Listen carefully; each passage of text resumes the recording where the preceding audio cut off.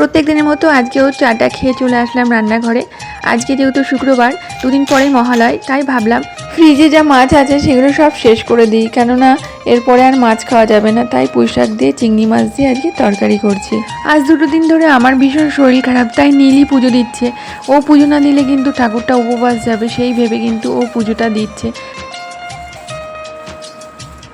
আর যেহেতু ওর পৈতে হয়ে গেছে, ও ঠিকঠাকভাবেই পুজো দিতে পারে। আর পুজো দিতে গেলে কালকেই জামা কাপড়গুলো ভিজিয়েছিলাম, কিন্তু শরীর খারাপের জন্য কালকে আর কাচতে পারিনি, তাই কেচে এখানেই মেলে দিলাম। অনেকটা বেলা হয়ে গেছিলো, নীলের খিদে পেয়ে গেছিলো, তাই ভাবলাম ওকে খেতে দিয়ে দিই।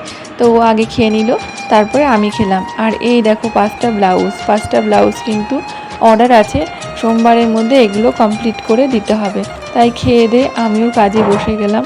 সোমবারের মধ্যে এগুলো কমপ্লিট করে কাস্টমারকে দিতে হবে।